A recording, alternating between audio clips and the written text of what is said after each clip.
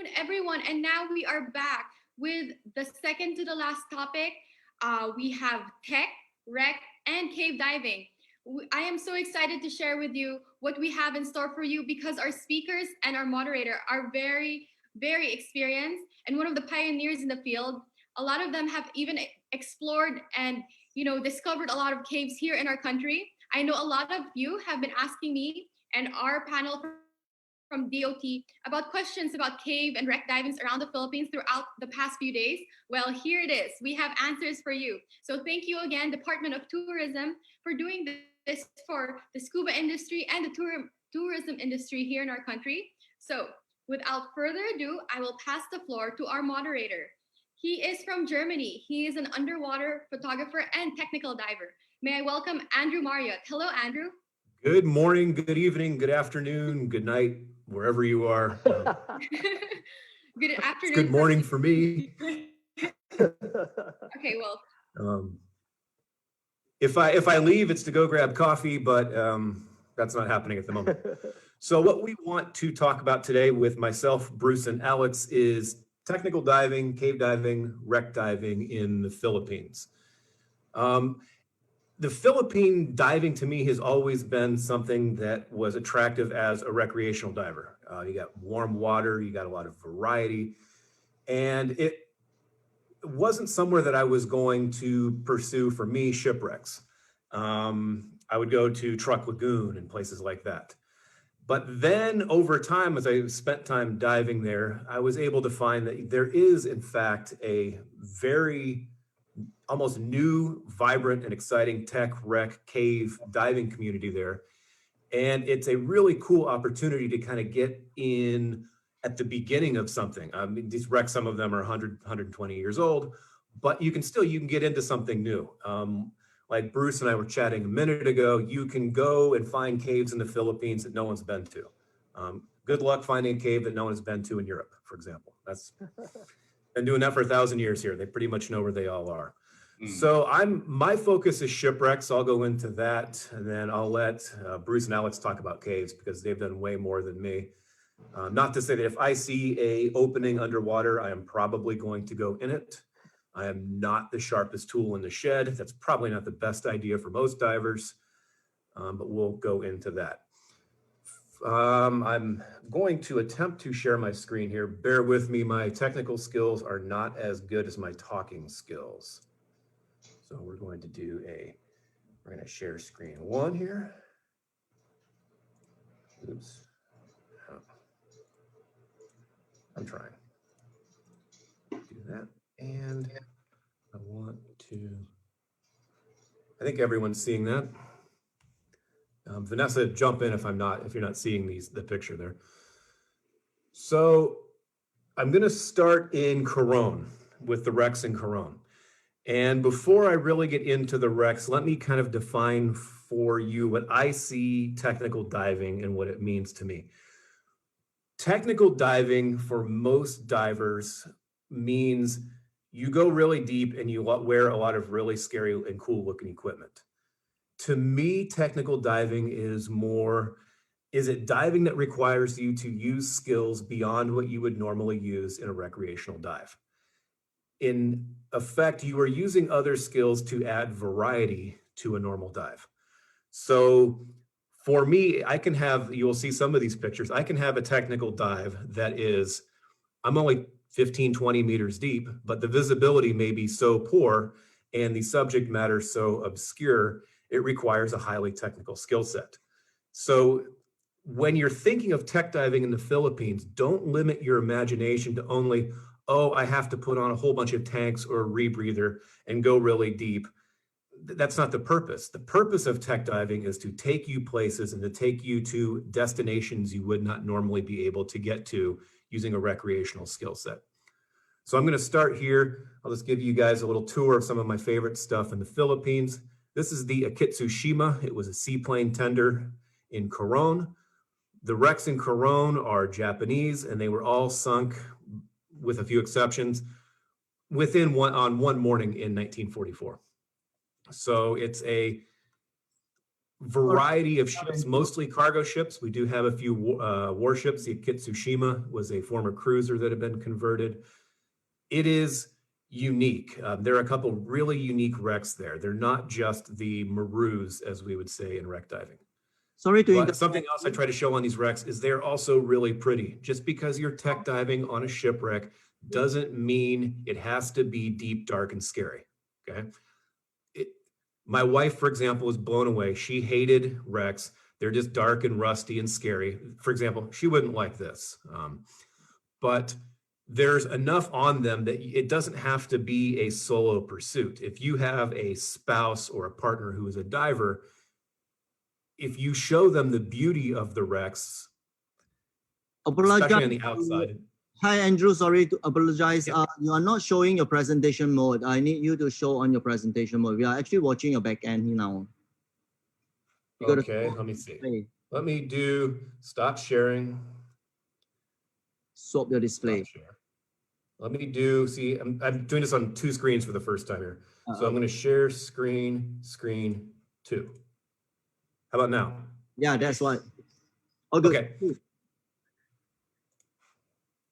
Except now, how do I, oh, there we go. Okay. So, so anyway, these are this catches me up. Now I'm not going so slow. So these are all in Corone still, trying to show the outside and the inside.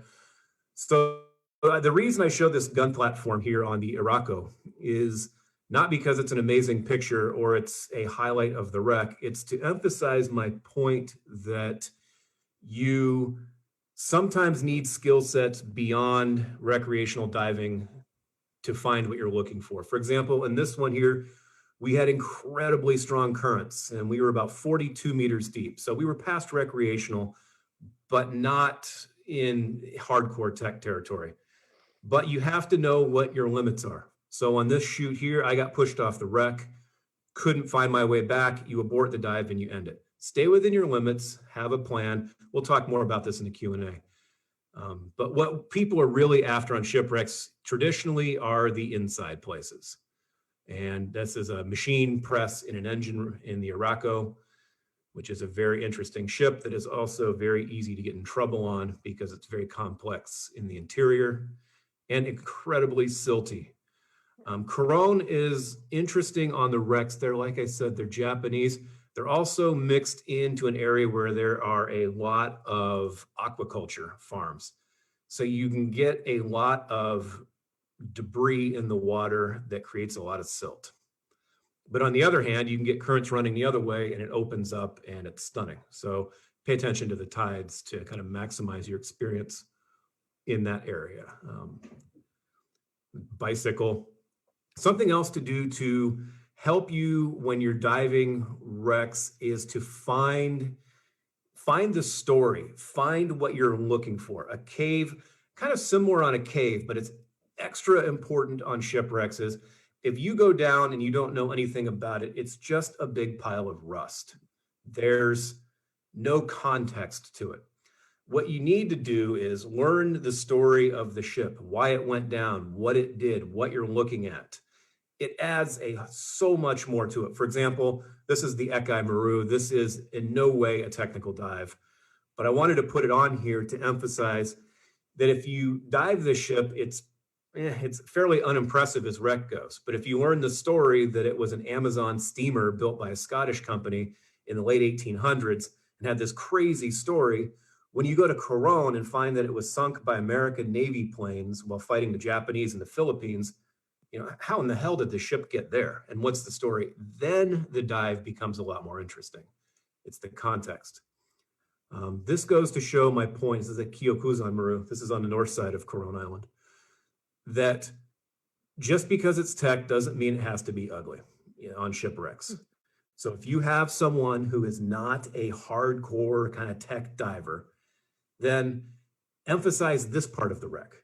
Spend more time on the outside, the bridge, places where there are readily identifiable structures and interesting things. And before you know it, you've got a new wreck diver on your hands. So these are just gangways on the outside. You can always find pretty stuff. Here's a truck that is having a really bad day. Probably needs a little body work. There's always things that you can find. There's China. This was fascinating. It's all wood that's perfectly preserved for some reason. The chemical composition in the water there is just right, and there's no oxygen, I guess. So it keeps the organic material. Normally, this would all be silt after 75 years. This is the Olympia Meru engine rooms. They're always good. They're always creepy. Good places to go. There's me doing my most non-traditional shipwreck penetration. I'm entering through the shaft where the propeller came out. That was a first. That was pretty cool. That's definitely unique to that dive. They call this the jail. But again, another one I put in here, you can find the pretty and emphasize that. And if you are looking to do it even unprofessionally, if you're guiding and showing people things, these are also great things to emphasize because you can broaden your customer base or the people you can dive with. There's always marine life. And there's always, I call it the dark and scary. It's kind of a running joke that anyone who's worked with me and dived with me, before we go down, I always say it's going to be dark and scary down there. And I mean that as a joke, but some people get a little put off by it. There's always broken bottles. And there's a lot of really good photographic possibilities. I'm not going to go a lot into the photography in this presentation.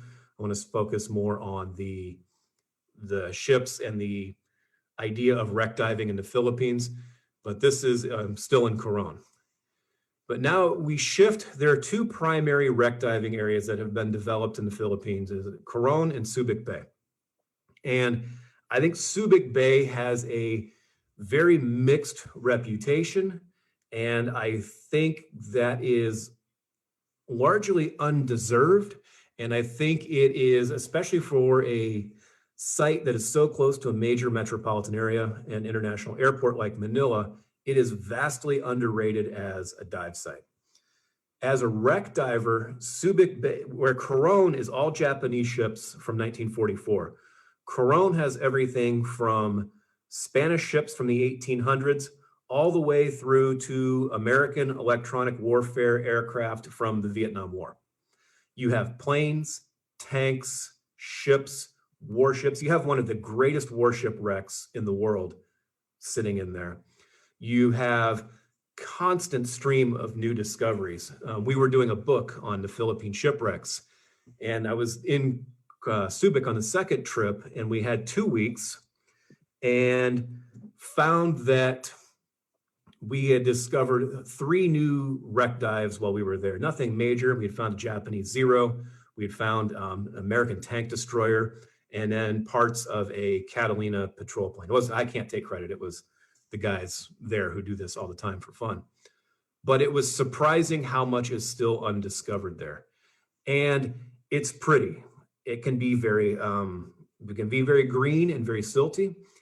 But this is what's considered to probably be the worst dive there. It's called the Concrete Barge. It was a ship made of cement, which is interesting. It's an American from World War II. And it sits at the outlet to a irrigation channel, it's just not good. And we were coming back at the end of a day, and we were going over it, and I told the group there, Johan was like, I got to go do it, got to go shoot it for the book. I dropped in, and we had 15-meter visibility and blue water, and for the first time like in 10 years. So you never know what you're going to get, and wreck dives are what you make of them. You can always find an engine room in a ship. You can always find boilers. If you are in there, though, and you're you're an aspiring wreck diver, please watch where you kick your fins, because as you can see, somebody really kicked into that boiler, and that raises a ton of debris, which can be dangerous. The main thing to watch out for as you are getting into wreck diving is watch out for silt, watch your kicks. You need to pay attention to that, and that's true in caves too. In Subic, though, it's especially important to watch the silt, because when Mount Pinatubo erupted, it dumped millions of tons of volcanic ash into that bay. And that ash is settled on the wrecks, as you can see underneath this little engine block there. But it doesn't mean it's all silty and poor viz.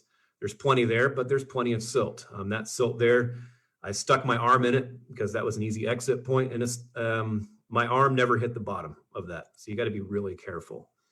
This is an American LST landing ship. You can always find nudity. If you want to do a macro dive, so just for fun, I spent one dive looking for macro critters on an old LST that's there and found a ton. So you could go with divers and have a tech wreck kind of a dive. But if there's people in your group or on your boat who are into macro, there's a ton. And it was interesting because the guides had never paid attention to the macro on the wrecks. And then when we went through and did it, it was like, yeah, it's an interesting new way to do things. This is the outside of that ship. I like to play with lights. It's kind of my thing. So even if everything is silty and dark, you can always find a lot of marine life and pretty stuff and a lot of fish. And that's going to keep the less hardcore divers. Even if they're new to tech diving, if you've got a second tank on them and they're doing extended bottom times and it's a decompression dive, doesn't mean you have to go into the wrecks. There are other things that you can do to get people interested that don't involve dark, scary, silty, and rusty. You can always find pretty fish, even at that depth. This is the tank destroyer that had been found there recently while I was there. Fascinating story on that. I do not have the time to tell the story today. Hit me up offline if you want to know, or grab the book when we're able to re-release it when things open up again. There's always propellers. There's giant guns. This is the Uss New York. This is one of the most unknown, underrated, greatest wreck dives in the world.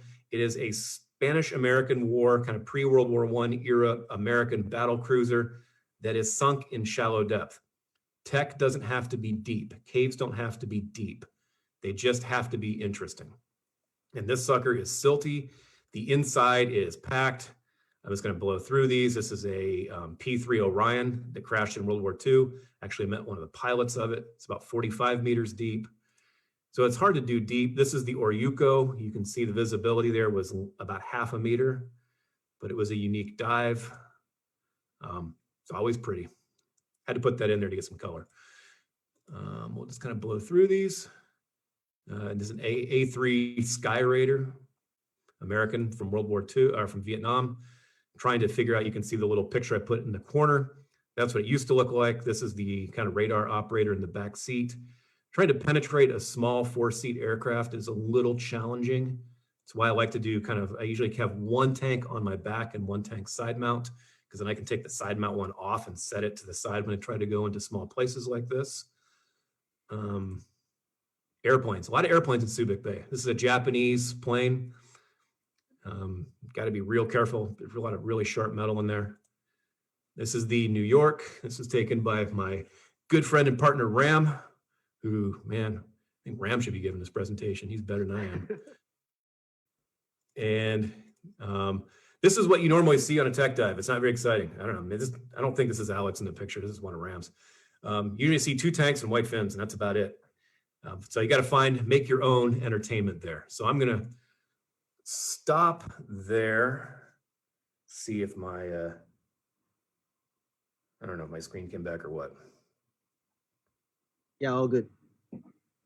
All right, so I'm going to pass it along. I don't know if Bruce or Alex wants to go next, exactly where the plan is there. I'm going to say, I'm going to say Bruce, because I see you first here next to me on the screen. I don't know if that's the plan. Please feel free to change it. But have you go ahead and share your stories. And then what I want to do then is have a couple minutes at the end to talk about questions that come up over what you're talking about. So I'm going to turn the floor over to Bruce. Hi, everybody. Where to start? I guess I'll start where I started diving, and that back in, I was in the Marine Corps back in 1981 to 1985, and I was stationed in Okinawa, Japan for a couple of years. And my second year over there was my first time to the Philippines. I think that was 1983. And just looking for things to do. I had, me and my buddies just started diving and stuff, just on our free times. It wasn't with the Marine Corps or anything like that. We just started doing our open water courses and started diving in that. But so the diving started in Okinawa, but being in Okinawa is what actually brought me to the Philippines. And I had gone over there. I went over there TAD, and I was there in Subic Bay, and I was looking at some of the pictures there that Andrew was showing, and I noticed a lot of places that I'd been. In 1983, after visiting there, I got out of the Marine Corps, and then I went back to the States and opened my own trucking company and stuff like that. And after a few years, after being in Asia, I just didn't, I wanted to be back in Asia. So I have actually been living in Thailand for about 25 years now. And I travel back and forth to the Philippines. Mostly, I kind of started out like everybody else, just teaching open water courses and stuff. But now all I do is mostly caves, wrecks, rebreathers, trimix dives, and a lot of exploring. Like Andrew said, it's hard even to find new things that haven't been explored. I know this isn't the Philippines, but within the last couple of months, I actually found an ancient pottery wreck here in the Gulf of Thailand, and I dove a virgin cave down in South Thailand. But the Philippines, I actually had a girlfriend that was from Samar, so the first time I'd ever been down in Samar was in '83, but I really didn't start going back there. I can't remember when that was. I was living in Thailand, and I just started cave diving and stuff like that. I think it had been around 2006 or something like that. And I think I made some trips over to the Philippines. And then I hooked up with a friend of mine that I've known for many years, and he knows a lot of the caves down in Samar. And once I hooked up with him, he was a dry caver, and with me being an underwater cave diver, we just, I had to teach him, and he had to teach me, because we were, two different types of caving and that. And he ended up, every time I'd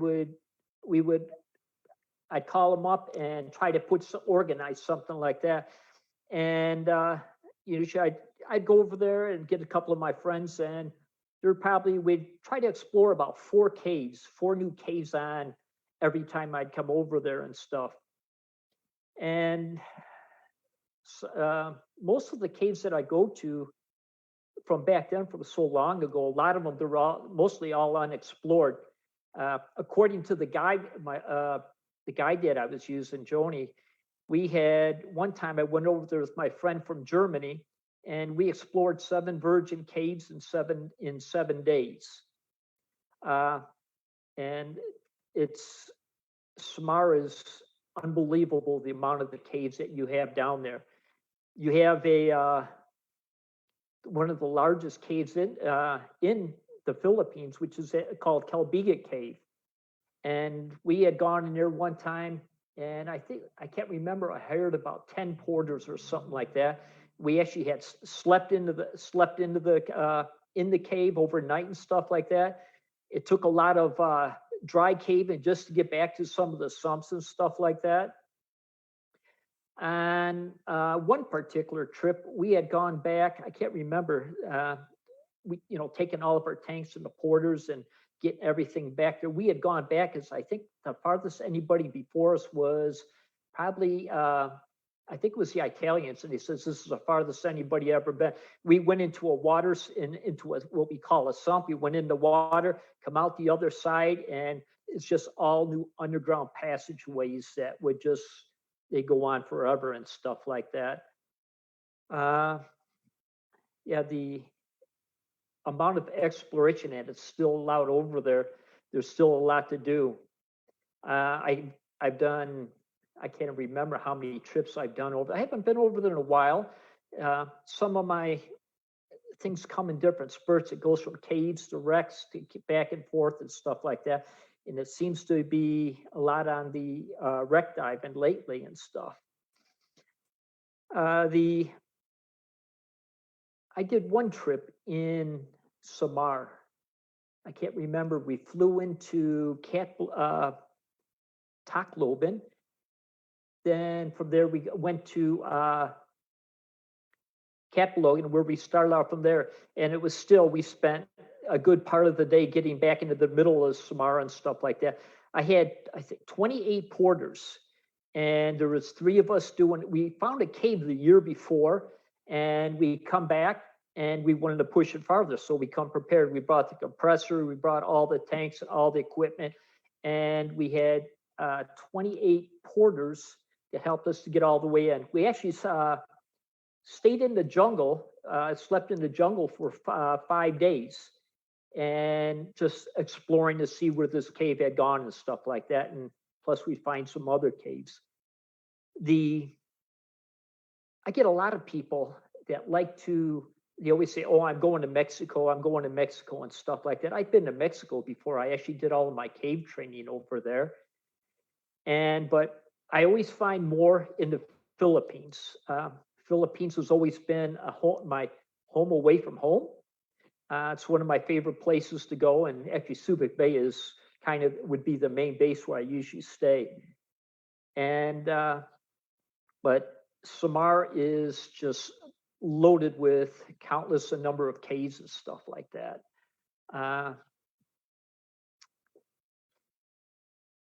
As far as other than caves in Samar, there is, I actually know of something that I got on the plan to go over and do in the future to go over there, is there's a World War II airplane that we want to dive. It's supposed to be in about 50, 60 meters of water. There is another battleship. It's supposed to be a World War II battleship in about 90 meters. And there's... which one is it? I'll let you know when I bring it to one. Yeah, it hasn't been dove yet. Is. Yeah, I haven't dove it yet. It's easy to get to. It really is. But everybody that knows about Samar, there's no dive shops, there's no nothing there and stuff like that. This one hasn't been dove yet. But if I bring everything in from Cebu, it's not that difficult to get to. But there's, from a fisherman, where I learned most of where I find shipwrecks and stuff like that, is there's supposed to be a battleship in about 90 meters. That's awesome. So I know I was going to do questions at the end. You've piqued my interest though, and I'm using my awesome moderator powers here. Go ahead. So when you're talking about the new dives, let's go back to Subic Bay on that. When was the last time you were there? Oh, I'm there all the time. Before the pandemic. Right before the pandemic. I think last time I was there was last March. Yeah, as a matter of fact, I was there in March, and I got out of there. I was in Subic actually, and I got out of there the day before they shut down the airports. And I was lucky. Unless I'm not saying I love being in the Philippines, but if I'm going to be stuck, I'd kind of be happy to be stuck at home. Yeah. So when my favorite, I'm getting some breakfast here. This is awesome. But I'm going to I think I'm trying to share my other screen. Had you found all the little stuff in Subic? Have you done those, like the M3, the half tracks, or not yet. I haven't done those yet. When you, it's going to hear, let me see. I'm screen sharing. It doesn't look like I'm screen sharing. Huh. Like I said, I'm not good at this. Let's do yes, this. I'm screen sharing. Yeah, let me try it again here. 1 sec. I'm going to share screen one, maybe. There we go. Is that working? No. No, it's I'm terrible at this. That's why you can't have me as a moderator, man. Okay. Screen 2. Yeah. All right. There you go. You're good? Okay. So can you go, I'm just going to have this random couple pictures here, but are there any good stories you have about like new discoveries you've made? Because we're talking about, new discoveries, Subic. Battleship, I get it. You don't want to talk about that one. I have a couple little secret projects I'm working on too. We're all that way. But do you have any good, good stories about fresh, new discoveries, and then how it feels when you do it? Can you share that? the thing about me is I'm not somebody who likes to go out and I do it like if I'm teaching and stuff like that. I'll go out and dive all the wrecks in Subic. I've been on, I would say the majority of most of the wrecks in Subic, except for the ones you mentioned. I think it was the Amtraks or whatever they were called. I haven't been on those, but I've been on the rest. I don't know what, everybody's different. My thing is, I'm always out after the Virgin Caves. I'm out after the Virgin Wrecks. Yep. When I would go even into Samara and stuff like that, I would go out and I would explore a cave. And if it kept going, I want to go back in the next day because I want to do all four. And then the next trip, I would bring the equipment and plan to explore that one cave more. But that's in New York there. Yep. On a good visibility day. Yeah, that's for sure. You don't get a lot of. What's the difference when you're exploring a new wreck versus a new cave? What's the mindset? How is it different for me? I don't think I've ever done a new cave. So what's the mindset on kind of wreck versus cave first exploration? Because I know in the Philippines, we have a lot of opportunities for that is pretty unique. Actually, there's still so many. Well, I'll message you after here because I have some neat projects coming up. Some really good ones. You'll really like these. We'll discuss that one later, though. I don't know. Diving, the difference. Do you mean like the difference between diving wrecks and caves? Is there much of a difference? Well, yeah, an unexplored one especially, because I know, like, when I go in a cave, it's always been well explored, and you're kind of, there's lines. The lines are usually already set before we even get down there, and it's a very different experience to when I'm on a wreck and no one has mapped it before. I know I'm probably not the first one there, but when you're working your way, knowing. I spent a lot of time studying the ships and the layouts and knowing how to find things like engine rooms and, how the different cargo holds are set up. Whereas a cave, you don't have that mental map built in. So how do you approach a new cave when you find one? Slow and smooth. That's the only way to do it. I never ever get in a hurry, whether it's a cave or a wreck. I think both cave and wrecks have a lot of the skills are the same, but the mindset and some of the hazards and stuff like that they can be different and stuff like that. So I kind of approach each one, but I never get in a hurry. I'm not gonna, I like to be the first one to find it, but I'll take my time exploring it. I'm not just gonna go in there and say, I'm gonna go in 1,000 feet or 300, 400. I'm not going to do that. I'm going to go in there and take my time and come out safe. To me, it's always about coming out safe because the risk factors go up so high every time you go into an overhead environment and stuff like that. So you're using a line, having to running a line, being careful how you run a line. Some people would just go through a wreck or a cave and just take off going through it like crazy, but you got to be careful how you lay a line because the line is one of the only things that's going to be able to help you to get out of the cave or a wreck and stuff. But absolutely, I see Alex is chomping at the bit to jump into. Alex, feel free to jump into the conversation. Jump in anytime, Alex. I'm hijacking the format here. We're going free flow. That sounds cool. All right, I've unmuted myself now, so I will. Go ahead. Yeah, jump in, man. So with both of you guys here, I'm going to throw it out. I think for me personally, and when people ask me about it, they say, what mindset do you need? There's two things that you need. And the first one is the ultimate. You need to be able to be completely honest with yourself. And you need to have very good self-discipline. If you're not honest with yourself about having self-discipline, then you've already failed the first test. That's why I put 2 instead of 1 key thing. Because you have to know, like Bruce, you just said, if you have a certain distance, when you hit it, you're done. When, for me, it's like you have 4.5 minutes in the engine room. When your timer is up, you leave. It doesn't matter if you find buried treasure, it's over, you're out. Yep, for sure.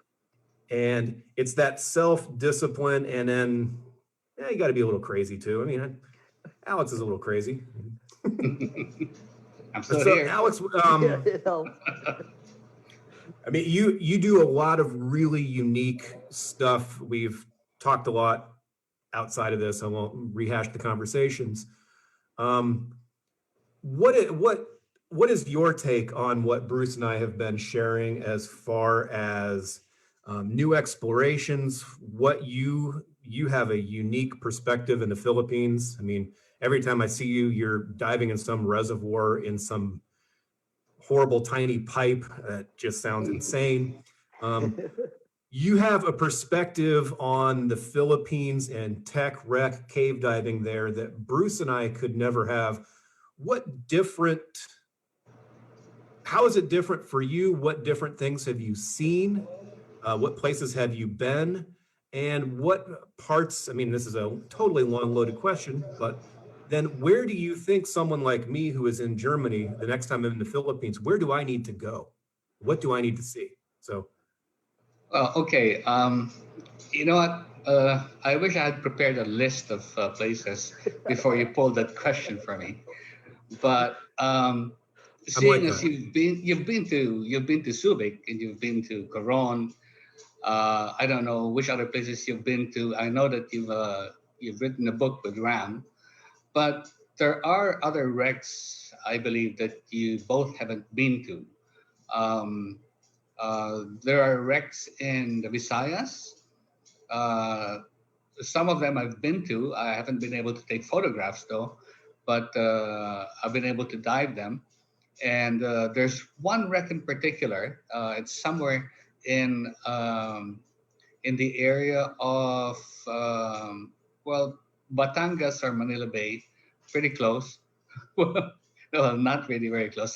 Okay, somewhere in Batangas, somewhere in Fortune Island. It's an extremely deep wreck, and that is like one of the holy grails of wrecks that people from the likes of you and big wreck divers in the UK and in Europe want to come here for. So they like to go really deep, and they've got the tools to do it. They've got the rebreathers and they've got the scooters, and they they they like to go as deep as 100, 120, because I suppose the harder they are to reach, then the more enticing they are to them. You know, it's like Everest. The harder to get to, then the more tempting it is to get there. Alex, So- are you talking about Princess of the Orient?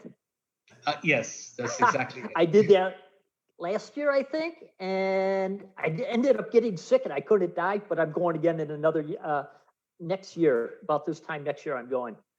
man, you guys are crazy. Yeah. So Yeah. there's the kind of the Everest wrecks there. There everywhere it has those Everest wrecks. Alex, do you have any shots of any of your caves or wreck or anything you want to share? Any pictures? Yeah. I've got this presentation that I done Yeah, overnight. you know what? so- Let's go ahead and jump into that because I think people are sick of seeing my pretty fishies and they want to see the deep, dark, and scary now, I think. Yeah. I got to you improve my really- computer skills. Oh, you man, really have to let me do this because I hopeless. spent the whole night doing this presentation. So let me see if I I've seen your presentations. I know it's going to be good. Now let's do it. Let's see if I can share it properly. See, share screen. What am I not doing right? Don't ask me, man. Yeah, me either. I'm lost when it comes. Next, you have to. Okay. Here we go. there it Here we goes. go. Yeah. Right. So Alex let me Santos. just There we go. Boom. Put it on presentation mode. presentation mode. Plus minus on the bright bottom. Right. Okay. Here we go. Next one, no, not this one. Next one, yes. No. To the right, to the right. The last one, the last icon. Yes, correct. It's a good thing you see everything. Huh? Okay. Oh, there wow. you go. Whew. Yeah. Well, I wanted to start with our campaign poster. So there's the three of us.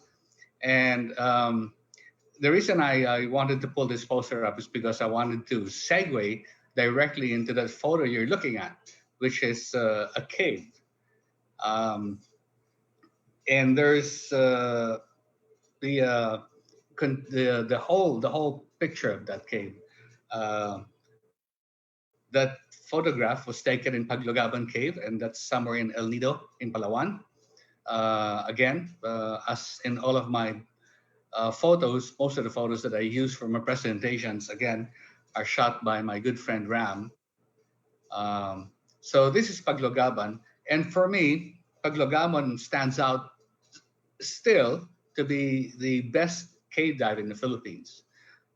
We still haven't seen anything to better Paglugaban, but there are other caves that have different features. You know, I mean, caves are all different. Some people like decoration. Some people like cave fauna, like stegofauna. So it depends on the person who's diving.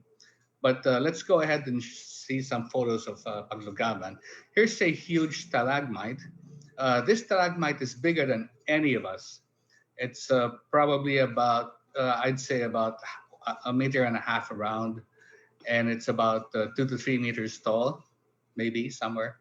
So one of the better photos that Ram took when we were there. The the best adjective to describe Paglagabad would be majestic, because the spaces are huge. It's a really huge cave, and then there are spaces where you have to do a little bit of crawling, but then they open up into bigger spaces once again. Paglugaban is highly decorated. As you can see, it's got dripstone and flowstone. So it was obviously dry for these things to form. It was dry for a period of time. But as you can see, I mean, if you look at this photo, you can see two distinct colorations.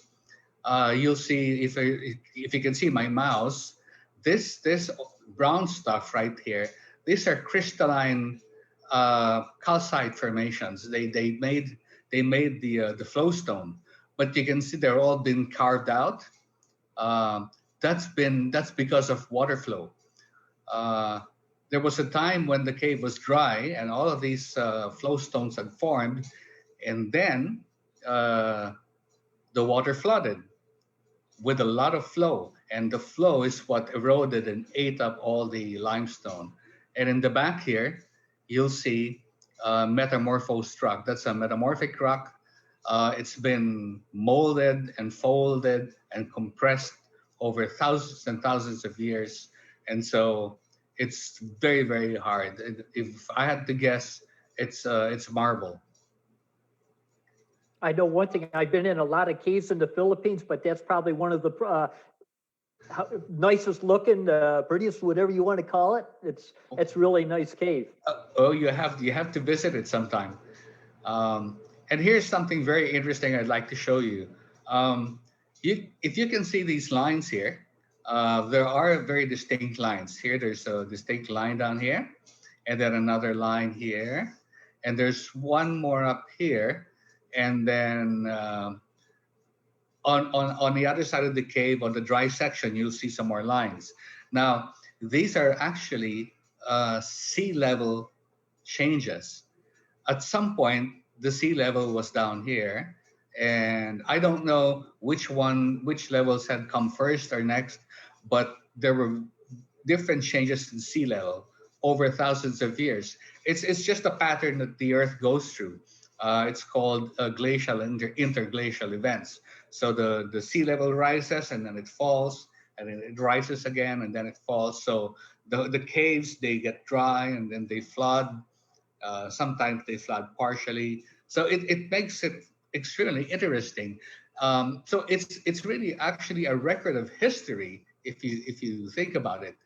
You can tell if we do an extensive study on these outlines, we might be able to determine the age and which glacial or interglacial periods these sea levels have risen or dropped. So Paglugaban Island, from an aerial view, is here, and after having mapped out the cave, we found that the cave starts from here and goes inwards and then ends up on this side of the island.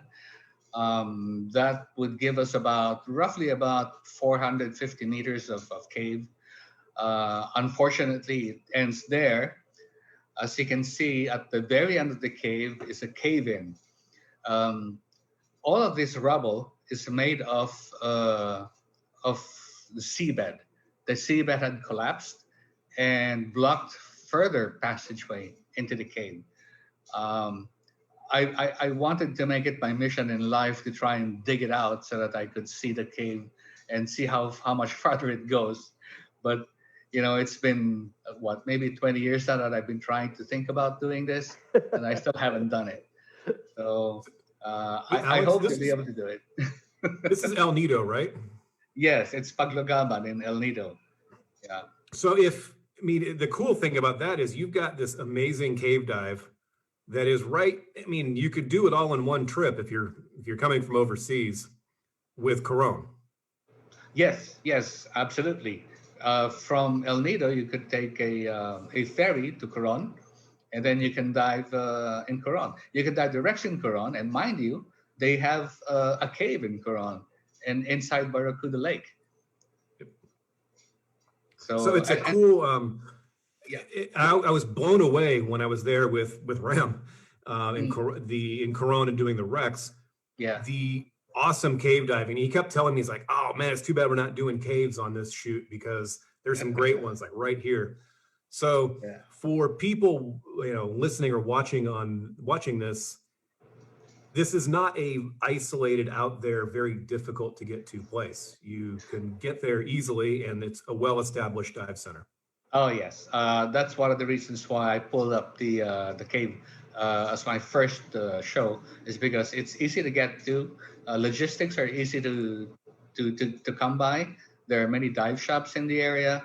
One in particular is authorized to take people out to Paglugaban, and it's called Submariner. That's the outfit. So anybody wants to do Paglugaban Cave, you fly to El Nido town and get a hold of Submariner, and they'll take you out there. And they are very familiar with the way how it operates, how we operate as a cave team. So they know exactly what you need. And if you have family who doesn't dive, that area is stunning. And they've got islands to go island hopping to. The nice thing about El Nido is, so when you go with your family and they don't dive, they'll tell you to just go ahead and do your own thing because they're going to be happy just visiting the islands or just standing in the sun.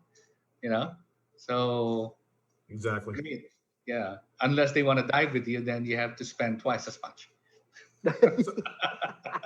Sorry to interrupt. Continue on I like the pictures.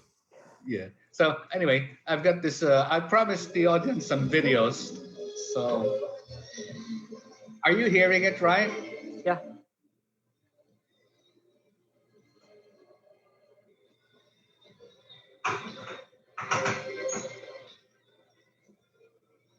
That is a large grouper. Wow.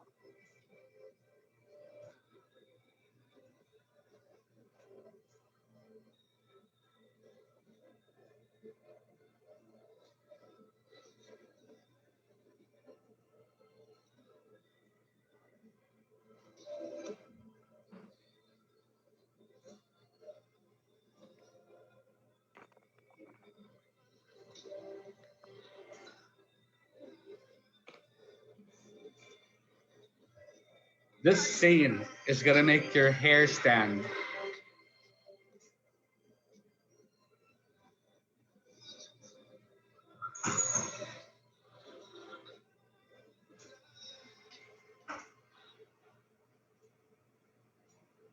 Sorry. Next. Do I have time? There. Yeah. Yeah. We've got about half an hour left overall, and Okay. I want to see that cave. Yeah. So, Okay. and then I've got a few questions that kind of pertain to all of this afterwards. So go ahead and let's do this one and see how we're doing. Okay.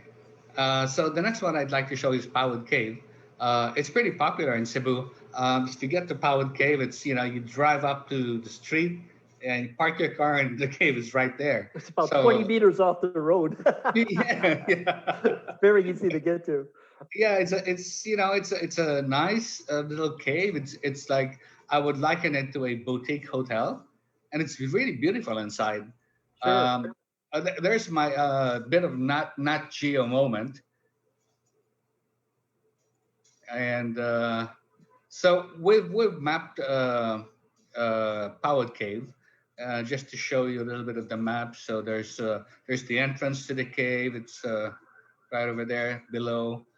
And further on. So the cave actually moves northeast, and the total distance of the cave is, let's see, it says here 258.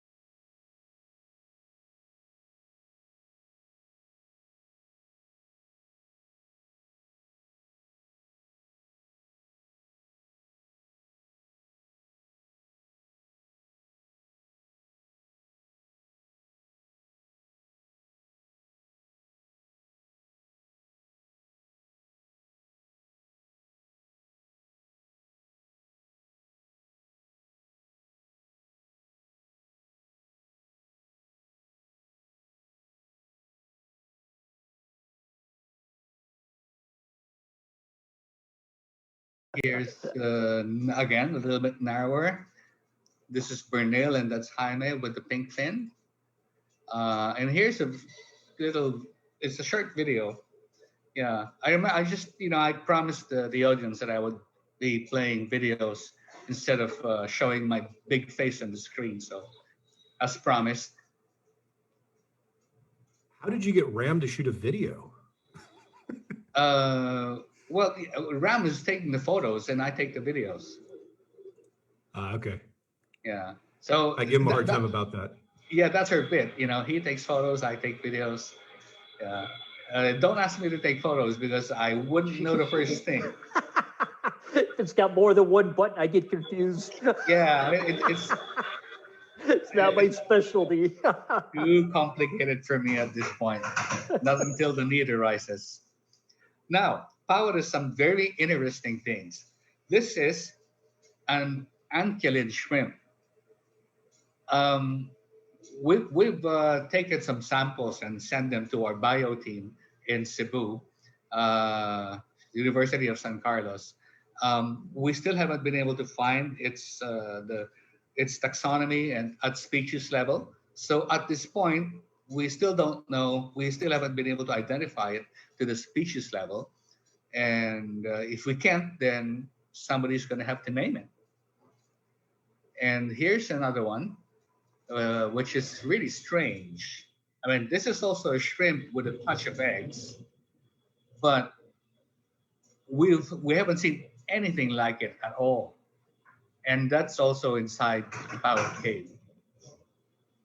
So Pawod, it may not have a lot of decorations, but it's got a lot of stegofauna inside, and so it's an excellent dive. Yeah, it's fun. Now, I'd like to go really quickly through the slides. Here's Bababoo Cave. Bababoo is characterized by a lot of tilted beds. If you look at these uh,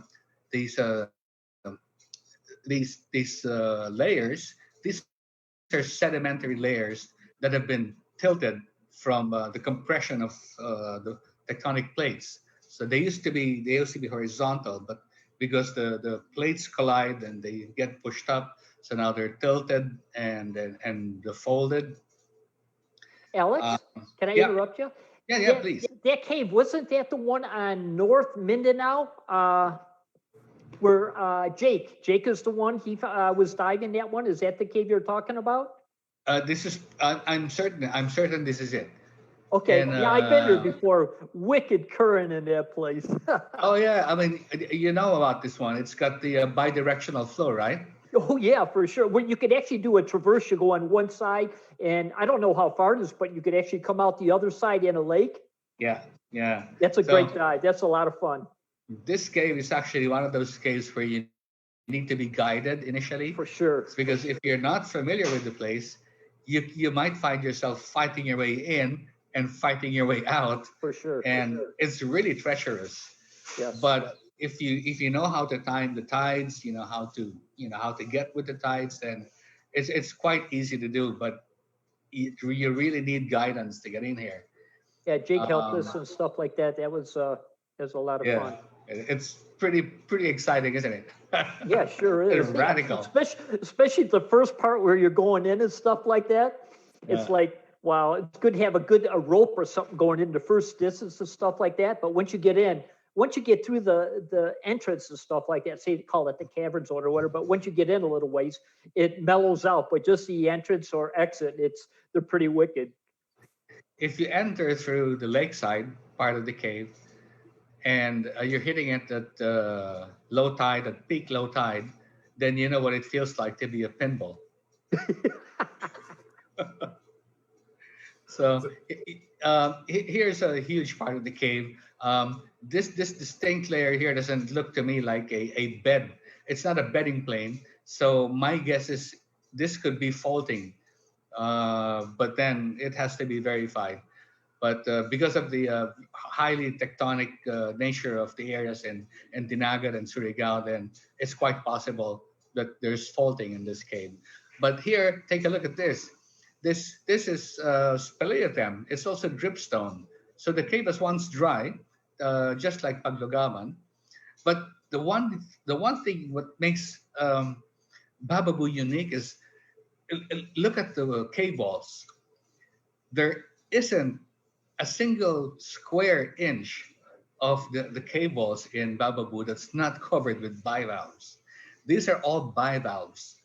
They're accidental. They get pulled in by the currents, and they find these little pores in the walls, and they lodge themselves, and they survive for a little while, but because they have no means of surviving any further, there's very scarcely any food and no sunlight, so they live for a while and then die off. But then more larvae come inside the cave, so they keep on growing. So the accretion of the cave is not by carbonate substances. The accretion is biological, which is really strange, which makes it very interesting. It's an interesting study. If you look at the floor, those are calcareous remains of shells and tests and stuff.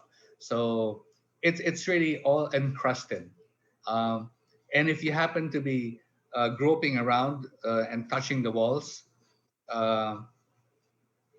you have to mind yourself, because some of the bivalves that get in there, though the thorny ones. And I can't remember how many finger pricks I had trying to fix the lines in there.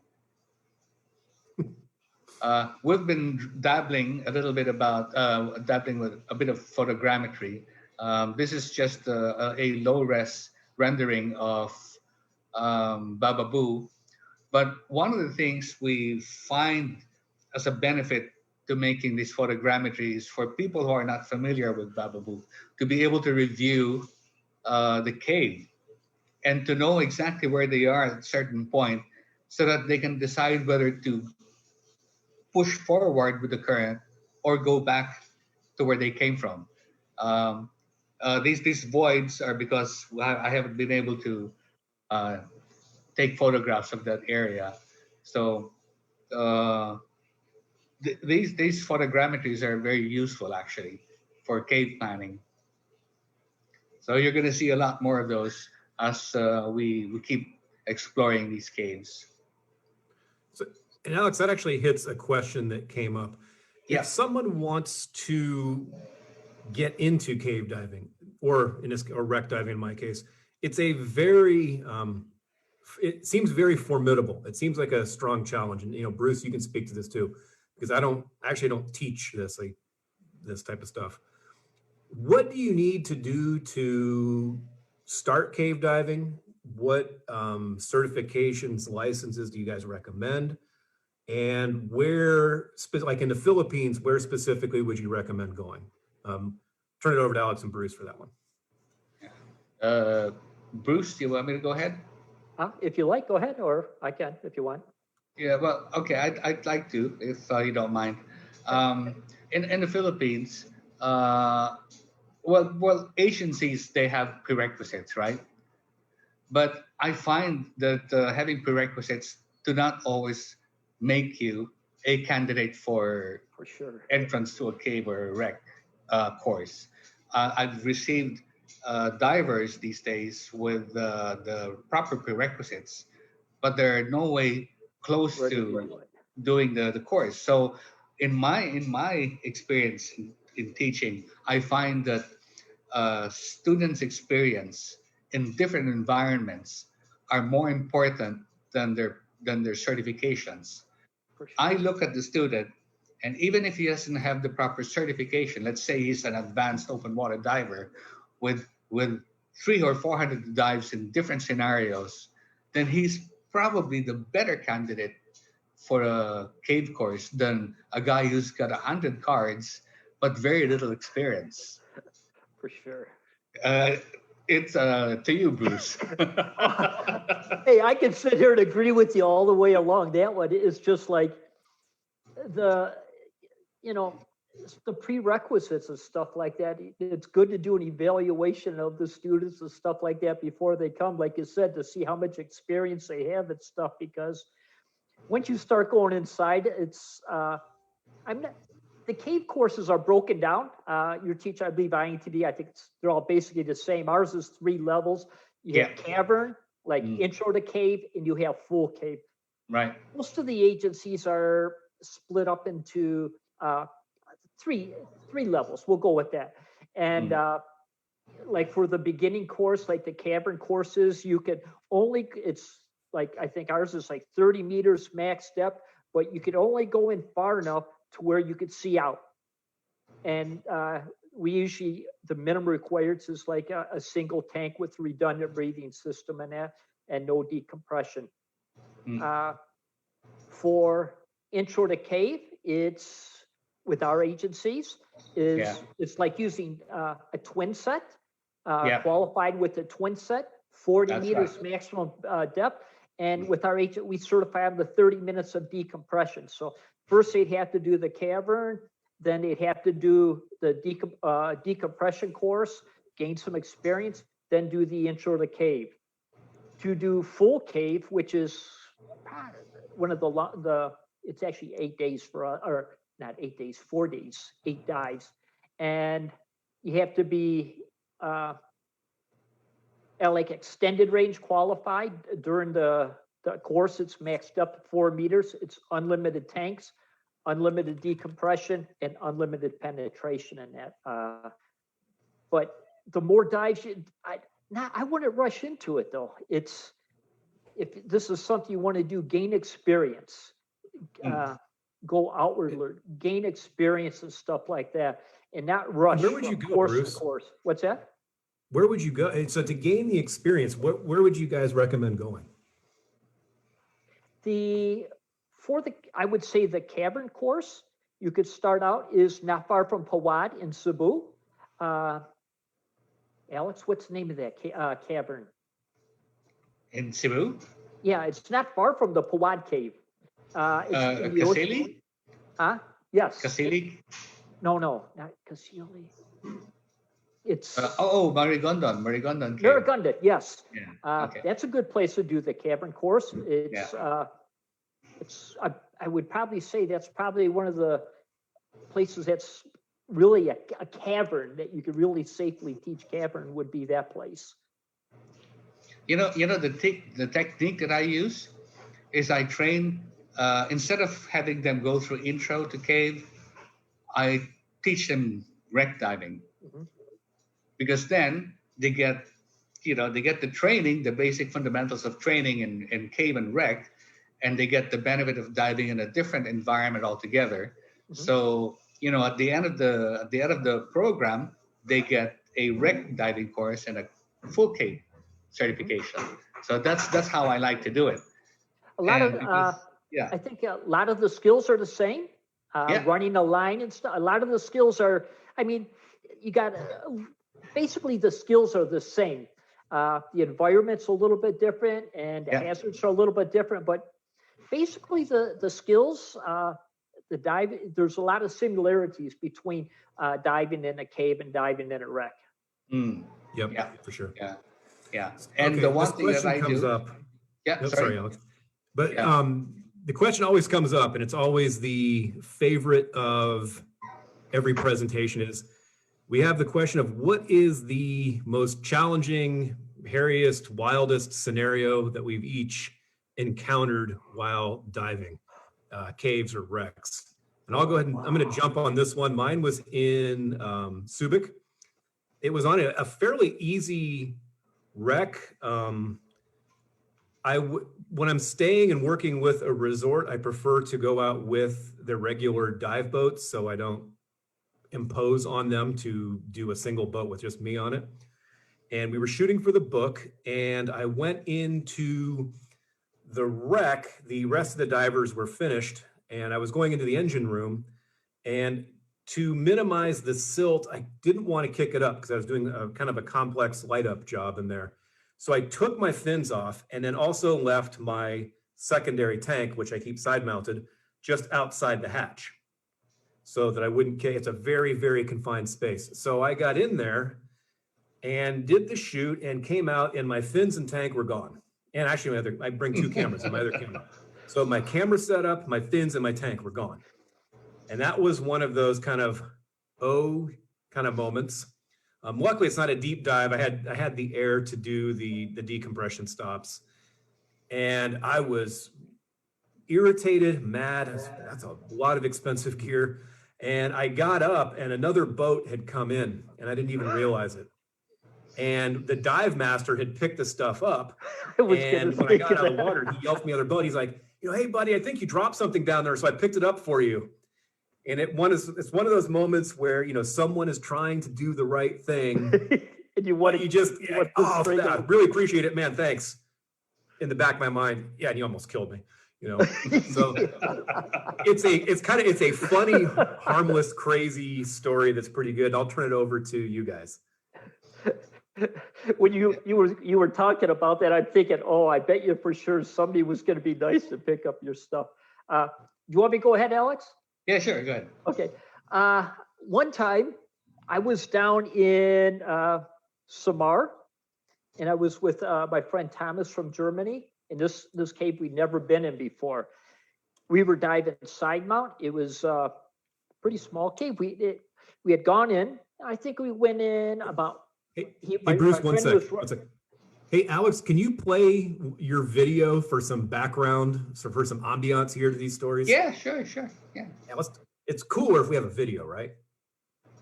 No one wants to see my shaved head. You want Oh, me to wait go a on? minute. Sorry. Did you want that?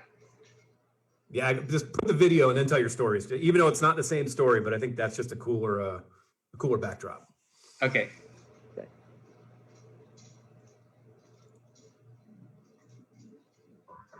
Let me just switch down just volume. Yeah. And then back to Bruce for his. Okay, go. Okay. My friend was leading. He was running the line, and we started going in. And as we were going in, I seen an offshoot, and I just seen a couple what looked like a passageway. I put a cookie on the line, and we had gone in a little bit further, and it walled out. And we turned around. We come back to the cookie, and I signaled to my friend. We checked our pressure and time and all that. And I says, let's go this way.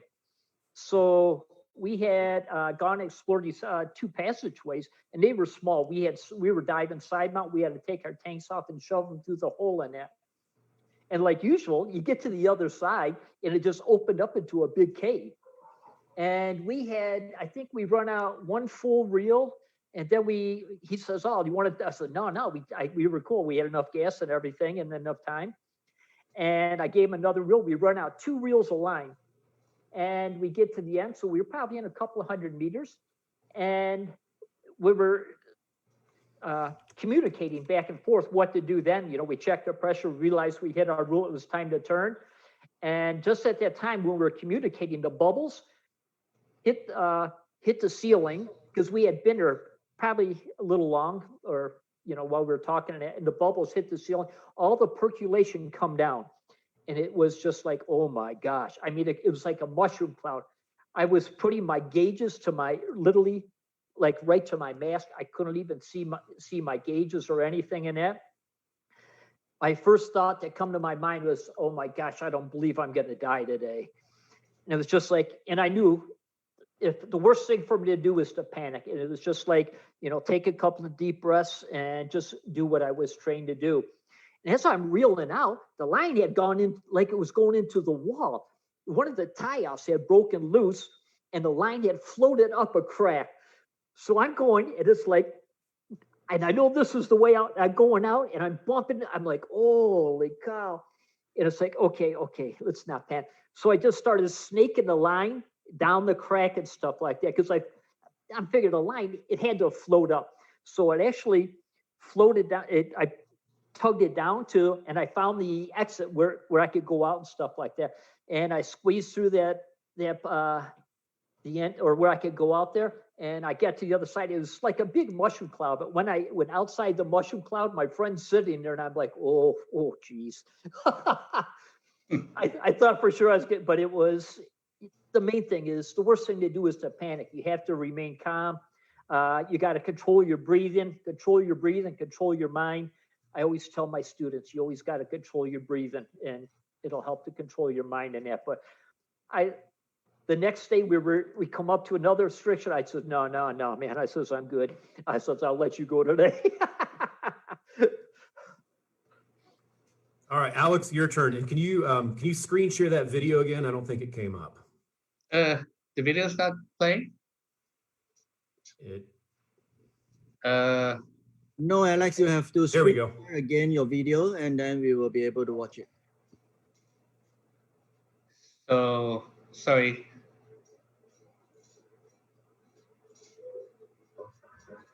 There's a button below, screen share.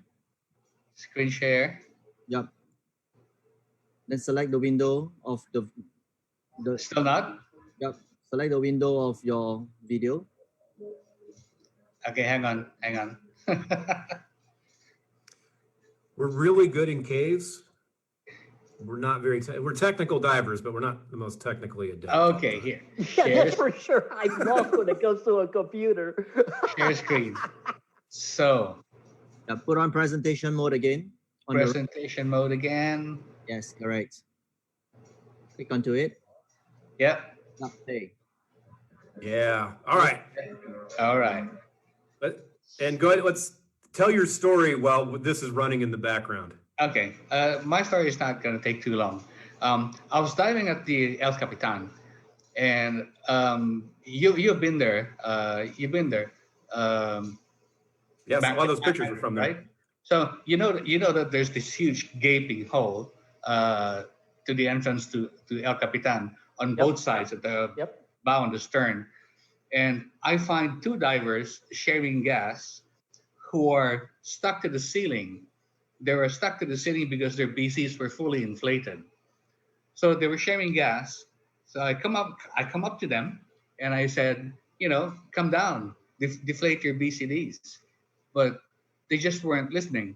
They were just content on sharing gas. So sooner or later, both of them run out of gas. And I happen to be the only one in front of them. So one grabs my primary, the other one grabs my secondary, and I've got no regulator in my mouth. So I'm thinking, what am I to do? What am I to do? I can't hold my breath that very long. And those guys are not leaving the ceiling. They were just glued to the ceiling. So I thought, Oh as my God. my instructor always told me that wherever there is gas, your students will follow. Now these guys were out of gas. The only thing I could do was I took both my hoses and I yanked them as hard as I could out of their mouths, and I swam outside that gaping hole, the exit, and true enough, they managed to swim down and come out of the hole. So I managed to give my reg to one of the other guys, and luckily for me, my buddy was around. He gave his regulator to the other one, and we managed to bring him up to the surface. But at some point, I thought, oh my God, this is going to be it. How could I take my regulators back from these guys? So And that that's- was really scary.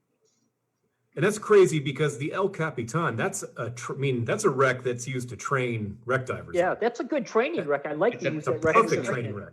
Yeah, But it excellent shows- training. It shows even a training wreck, if you lose your mind and you don't take it seriously, you're going to get stuck to the ceiling with no gas left. Yeah, It's it's got so many exit points that are easy to escape from. it's almost But when you unfathomable that lose you can get this, stuck some in of the El those Cap. people they're so how would they lose their train of thought, and they're unable to do anything. I've seen a couple of situations and stuff where people have panicked in that, and you cannot communicate them. I had to do everything for them because they weren't there. Yep. Yeah, you have to control your breathing and. Yeah. All right, so let's wrap it up. Let's do you guys can pick wreck or cave, your all-time favorite dive. And we're gonna confine it to, let's stay in the Philippines, which is pretty easy because there's a ton of them. So I would say for me, that's a tough one.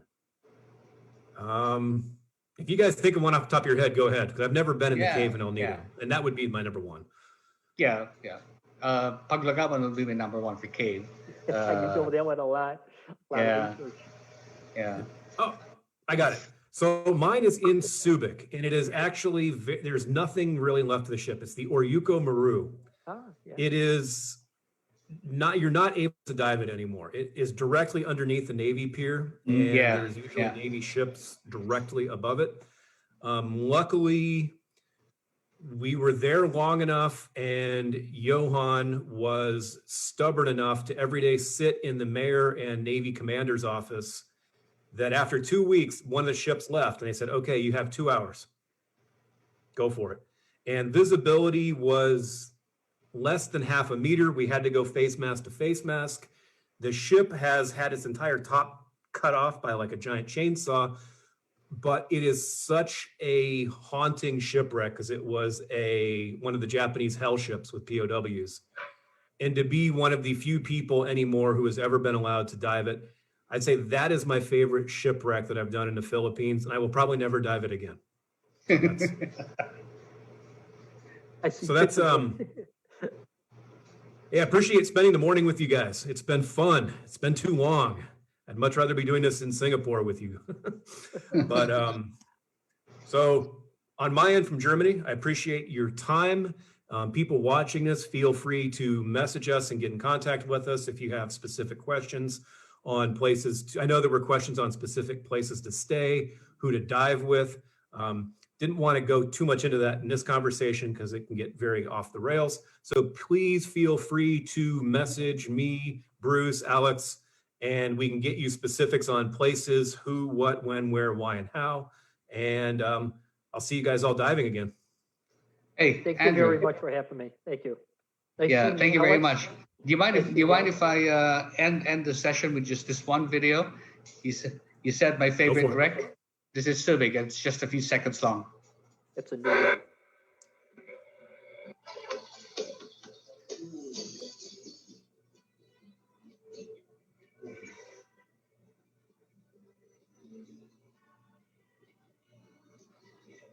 The New York. No? Oh, that is. Yeah, going around the bend. Yeah. Yeah,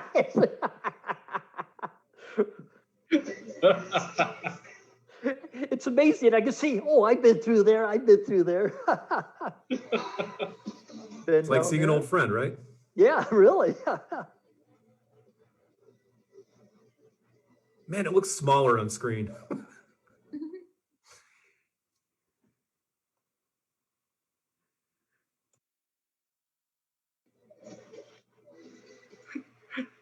Thank you very much, guys. Thank you That was so awesome. much to our speakers. Thank you, everybody. Really Nice. amazing. Thank you very much.